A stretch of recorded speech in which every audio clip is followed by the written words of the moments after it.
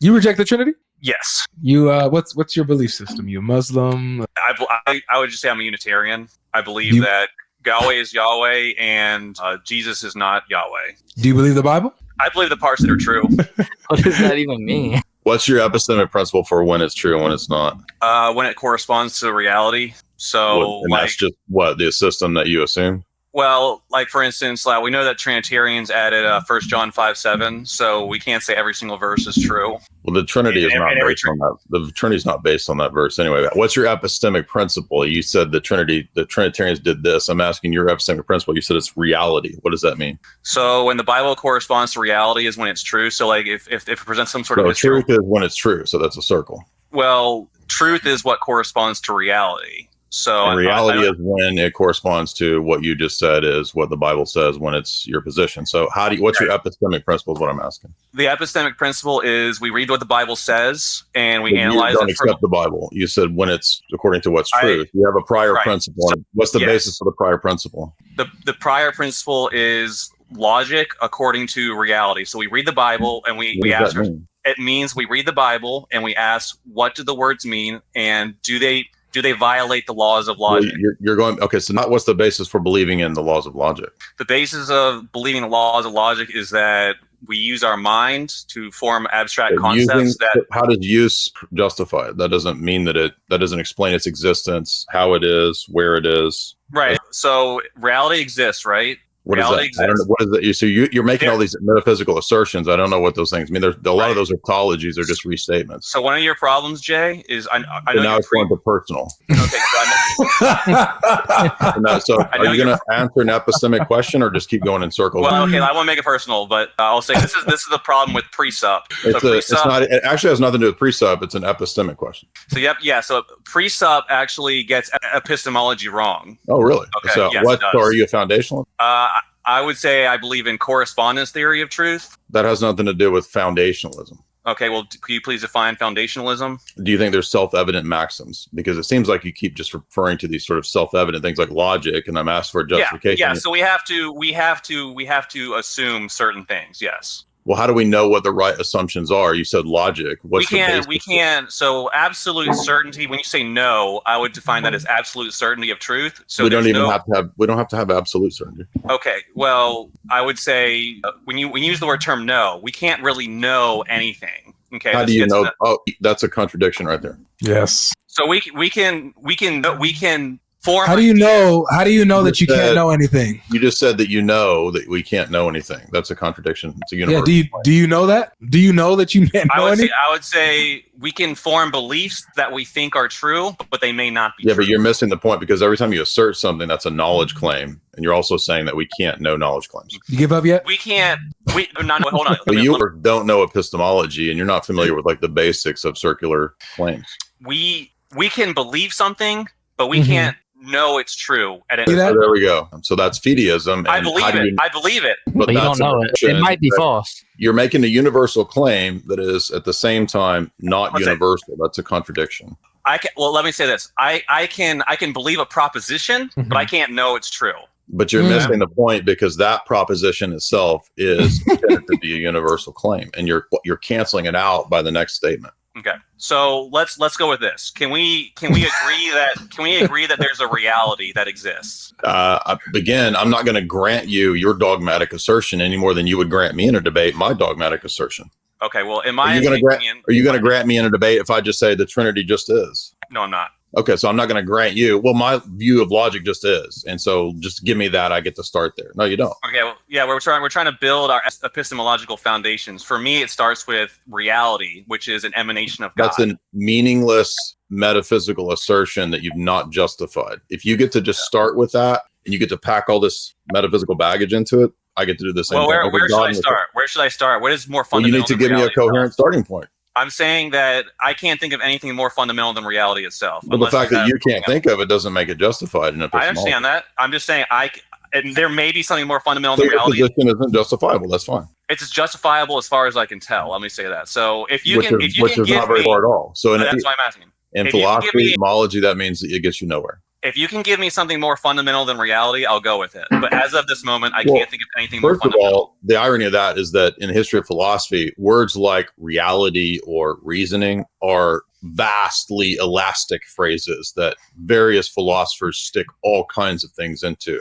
So the idea that something like reality is self-evident, which is, I think, where you're trying to go, is a dead end, because it's not even answering the question of how do we know that that's self-evident. This is called the criterion problem. So in other words, if you assert something as self-evident as the starting point of a criteria, of a worldview, whatever, we need to know why that's the thing that's self-evident and why the other things aren't. And the problem right there is you've got another standard by which you're dividing the self-evident and the non-self-evident things out. And so if there's a prior standard, then the self-evident things aren't self-evident because they're relying on another standard. So you're in an infinite regress of self-referencing circular starting points. Okay.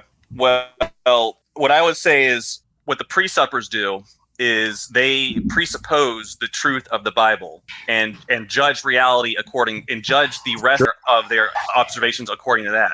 Sure. What I do is I judge the Bible according to what my rational mind and empirical observations tell me is true.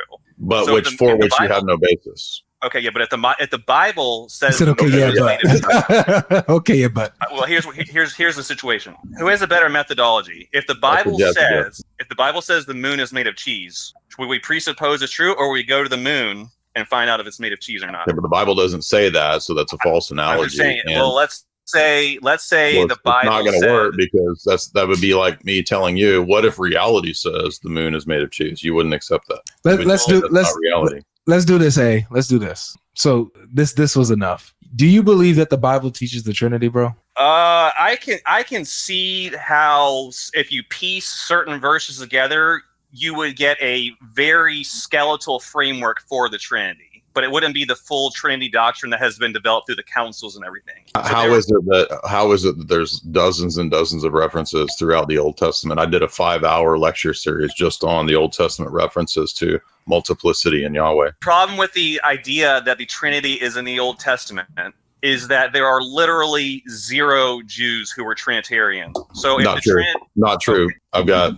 I've got 5 Jewish texts right here arguing that the Old Testament had a multiplicity of persons in Yahweh. You can say there's a I've got them right here. I've got them literally on the screen. Yeah, I see the screen. What I'm saying is I assume one of them is it Siegel's 2 Powers in Heaven? Correct. The other one is Summers, Bodies of God. The other one is Schaeffer. There's also Boyarin. Yeah. So the problem with 2 Powers in Heaven theory is you need 3 to make a Trinity. But the argument is not that the early Jewish people were strictly Orthodox Trinitarians. The argument is that they're not Unitarian. That's the point. So if you went to and by the way, the thousands of Jews that begin the church are Trinitarian in the Book of Acts.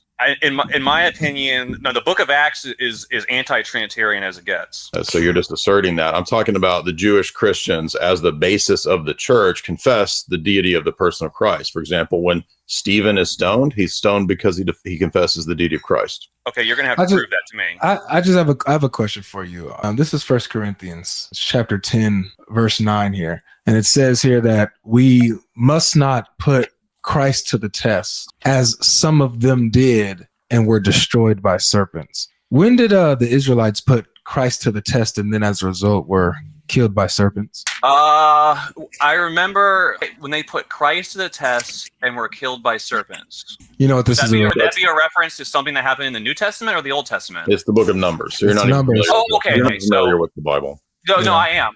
That's no, you're not. You would know that that's the Book of Numbers. Well, here's the problem. I knew Numbers. You know, the problem is with you. The problem is not. It's like John 3:14. Just as Moses lifted the rod and healed the people from the serpent. Yeah. So right here.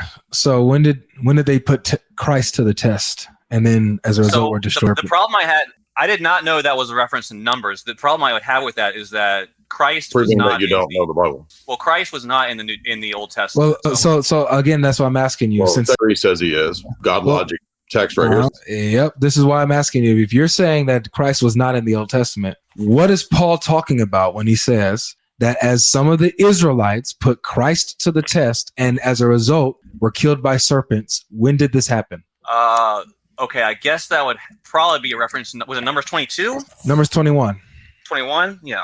So that is the Old Testament, huh? Okay. Okay, So in John 5, when Jesus is talking to the Pharisees and explains that no one sees the Father at any time, yet Moses saw God face to face. Jesus is saying that he was there on the mountain talking to Moses. Let me ask a question. Did So blow past the passages.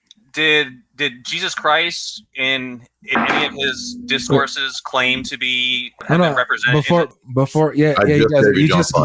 literally just gave you a reference, and even you gave a reference when he talked about lifting up the serpent. But I don't want you to get away from this here. So Paul is saying that Jesus was the one who was tested by the Israelites in Numbers 21, right? That appears to be what he's saying. Okay. So when we go to Numbers 21 and we see who actually was tested, it says that it was Yahweh who they spoke against, right? And then Yahweh sent serpents upon them, right? You see this? Verse 5? Yeah.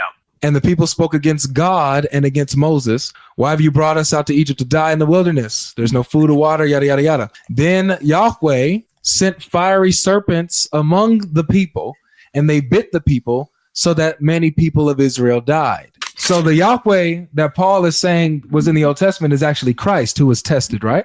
That could be a valid interpretation. I'd have to look at it, but from my understanding, and when I read the epistles of Paul, he seems to be anti-Trinitarian as well. Okay, so how is he anti-Trinitarian if he's identifying Christ as Yahweh who was there in the Old Testament being tested by the Israelites? It could be a figurative, a representative. Figurative representative of what? You can't an agency type thing where no agent is called Yahweh. The Bible literally says in Psalms 83:18 that you alone are Yahweh.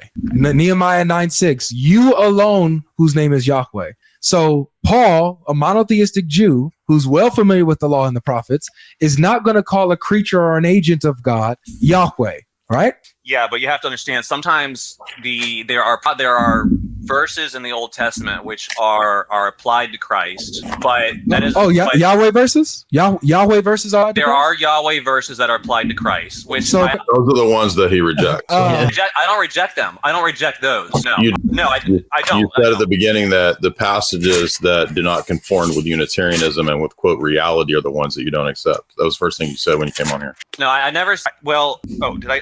Okay. Well, I said I didn't say that. I don't reject things because they don't conform with Unitarianism. That is what you said at the beginning. What I meant to say is I reject them if they don't correspond to what's true. Okay. Right. So you have an epistemic principle that is your own position that judges the Bible. That's what this amounts to. And when the counter evidence comes up, they're all reinterpreted or rejected. Yeah. Look. I want to thank you for coming, man. Take a look at this. Like, revisit this. Look at those Yahweh passages, and I would say let the Bible speak for itself, bro. Okay? I do have a lot of guests that I got to get to, but all right, thank you. I do want to thank you for coming, all right? Okay. Oh, man, that was funny. Jay, you be cracking me up, dude. You crack me up because it's so nonchalant